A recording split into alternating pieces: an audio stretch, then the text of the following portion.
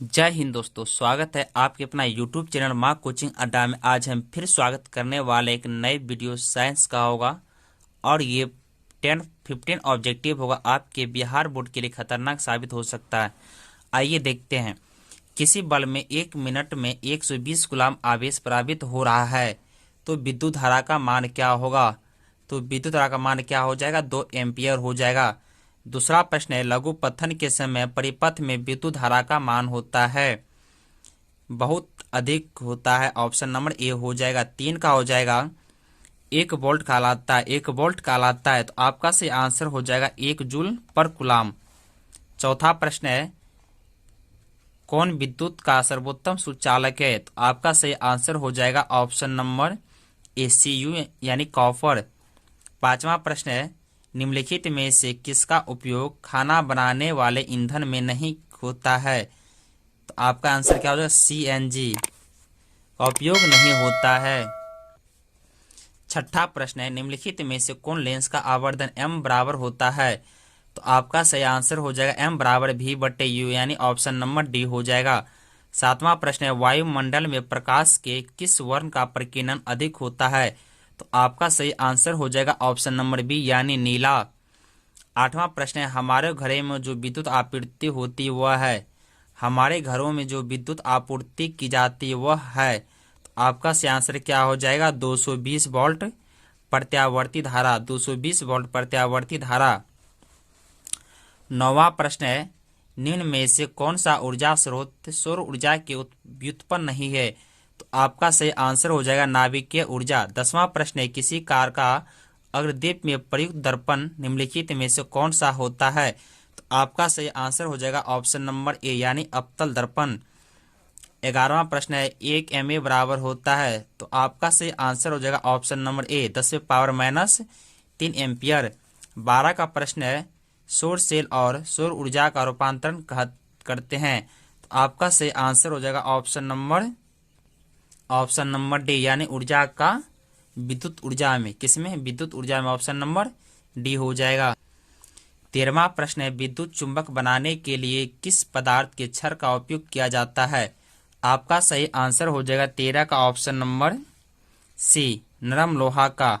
14 में आमीटर का प्रतिरोध होता है, आपका सही आंसर हो जाएगा ऑप्शन नंबर सी बहुत छोटा होता है। 15 में देखेंगे, विद्युत आवेश कैसा है? मात्रक होता है। विद्युत आवेश कैसा है? मात्रक होता है, तो 15 का सही आंसर हो जाएगा ऑप्शन नंबर डी यानी कूलम्ब। 16 में ओम का नियम है, 16 में ओम का नियम है, तो 16 का सही आंसर क्या हो जाएगा? ऑप्शन नंबर ए हो जाएगा V/IR। 17 में ग्लूकोज का रासायनिक सूत्र निम्नलिखित में से कौन सा होगा? तो 17 का सही आंसर हो जाएगा ऑप्शन नंबर सी C6H12O6। निम्नलिखित में से कौन लवण है? अगर आपको पता है तो आप इसका जवाब हमें कमेंट बॉक्स में कीजिएगा। 19वां प्रश्न है, निम्नलिखित में से सबसे भारी धातु कौन सी है? निम्नलिखित में से सबसे भारी धातु कौन सी है? तो 19 का सही आंसर हो जाएगा ऑप्शन नंबर बी यूरेनियम। 20वां प्रश्न है, इथेन में एक अणु में कितने सहसंयोजक बंधन होते हैं? तो आपका सही आंसर हो जाएगा ऑप्शन नंबर 20 का ऑप्शन नंबर हो जाएगा डी यानी कि 7। 21वां प्रश्न है, निम्नलिखित में से किसके कारक या किसके कारण अम्ल वर्षा होती है? 21 का सही आंसर हो जाएगा ऑप्शन नंबर बी SO2 यानी सल्फर। 22 का प्रश्न है, आवर्त सारणी के प्रथम वर्ग के सदस्य होते हैं, आवर्त सारणी के प्रथम वर्ग के सदस्य होते हैं, तो 22 का सही ऑप्शन हो जाएगा ऑप्शन नंबर सी क्षार धातु। 23 में प्रश्न है, संगमरमर का रासायनिक सूत्र क्या है?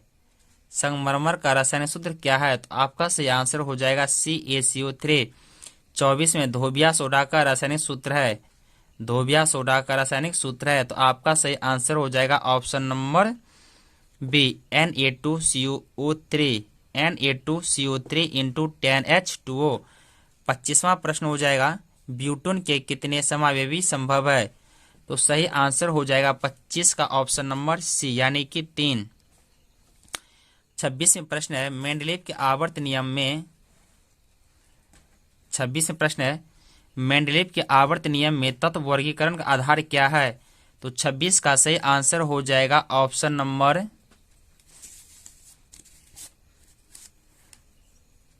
26 का ऑप्शन हो जाएगा डी,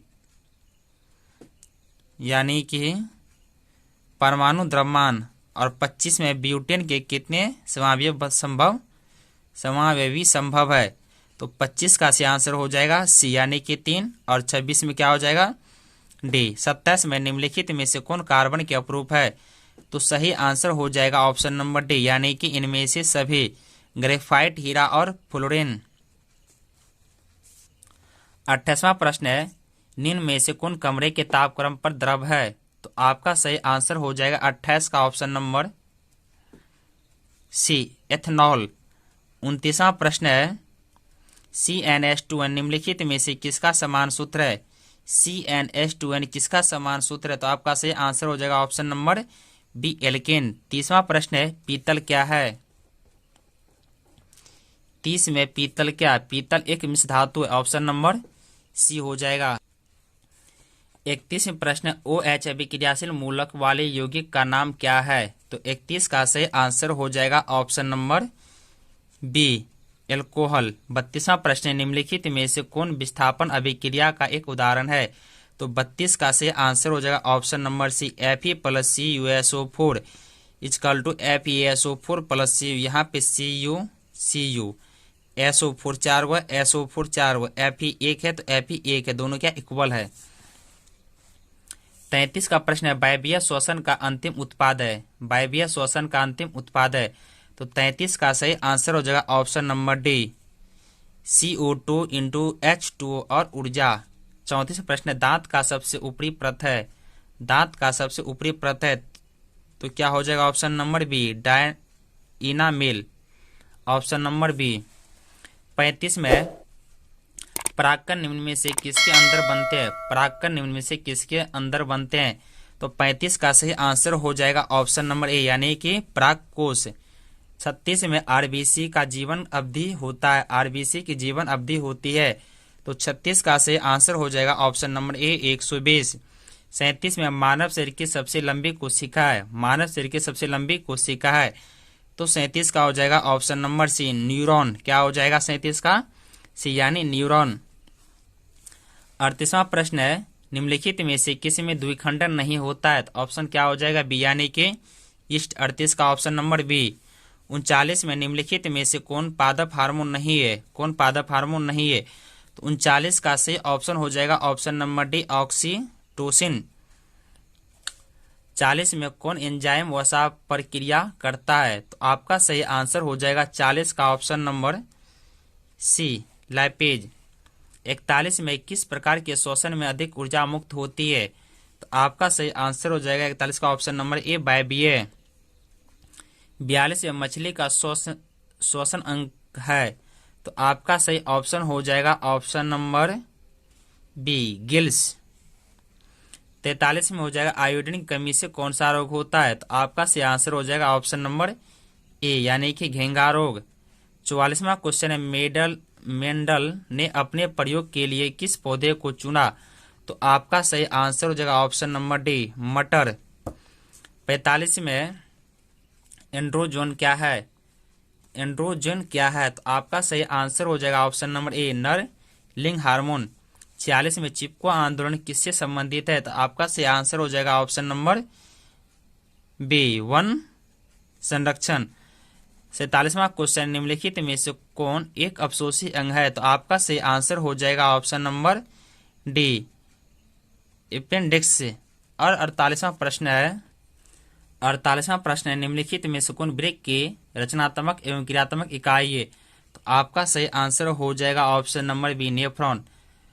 अगर आपको वीडियो अच्छा लगे, समझ में आए, तो आप अपने दोस्तों को शेयर कीजिए और लाइक कीजिए और कमेंट्स कीजिए। और अगर आपने अभी तक हमें सपोर्ट नहीं किए यानी सब्सक्राइब नहीं किए तो चैनल को सब्सक्राइब कर लीजिए। वीडियो देखने के लिए आपका धन्यवाद।